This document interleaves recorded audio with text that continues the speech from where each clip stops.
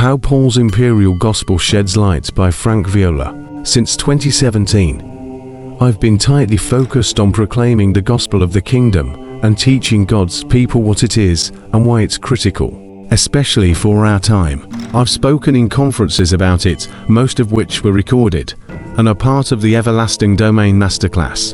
Wrote a 400-page book on it, Insurgents, Reclaiming the Gospel of the Kingdom. Started to podcasts about it, the Insurgents podcast and the Deeper Journey podcast. Added a playlist on it for our YouTube channel, and wrote a blog series about it. By the way, I deserve an A in writing incomplete sentences. If you'd like to access any of the above, you can find all of it at the insurgence.org. Just look at the top menu. It's fascinating to read the epistles of Paul with an eye to seeing his intense focus on the gospel of the kingdom. The book of 1 Thessalonians is a classic example. In Acts 17, Luke rehearses the story of how the ecclesia in Thessalonica was born. Paul was banished from the city because he was preaching a rival king. They are all defying Caesar's decrees, saying that there is another king named Jesus, Acts 17-7. In essence, Paul was proclaiming that Jesus was the true king, the real emperor, and the authentic savior, and Caesar was not. He, Silas, and those who followed them were defying the loyalty oath given to Caesar, and such acts of disloyalty were to be reported, and the violators hunted down. The claim that there was another king was both outrageous and seditious, and if Paul were caught by the authorities, which he wasn't since he escaped the city in time, the penalty was death. It's not surprising, then, that Paul's first and second letters to the Thessalonians are peppered with imperial language, all demonstrating that the Roman Empire and its emperor are counterfeits. Here are some examples. Gospel or good news. This is the word used for Caesar's message to the empire. Salvation. The Roman Empire bragged about bringing salvation to all of its citizens. Savior. Every Caesar since Augustus carried this title, as well as deliverer. Son of God. Augustus was regarded to be God's son, and all Caesars were regarded to be divine. Lord, another common title for Caesar. Paul declares that Jesus is the actual reigning Lord. Grace. The inhabitants of the Roman Empire were granted grace or favor by their beloved benefactor, Caesar.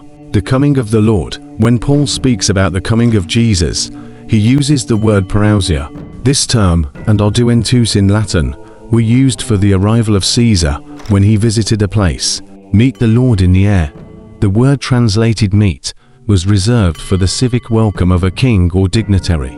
The people in a given city would go out to meet the dignitary and then escort him into their city. The brightness of his coming, the word translated brightness or splendor, is where we get the terms epiphany and manifest. Caesar was honored as the God manifest. Peace and security. This was Rome's slogan, shorthand for the Pax Romana.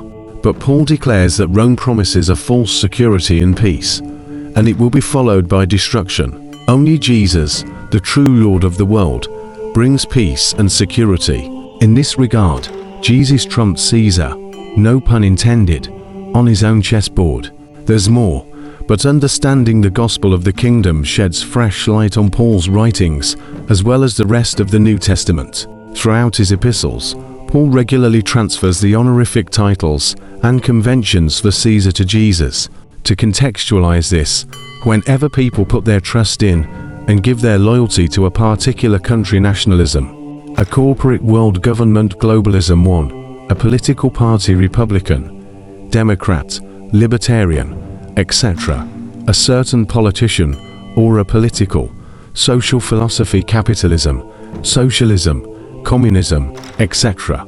They are out of step with gospel of the kingdom, despite their rhetoric. After observing people's reactions to the gospel of the kingdom over the years, I've noted that the filtering mechanisms that dilute and emasculate the message are enormously powerful. When those filters are dismantled, the gospel of the kingdom, when properly understood, infuriates both the left and the right, the progressives and the conservatives, the socialists and the capitalists, the nationalists and the globalists. It simply refuses to fit into any of those categories. For more, Go to insurgence.org and frankviola.org.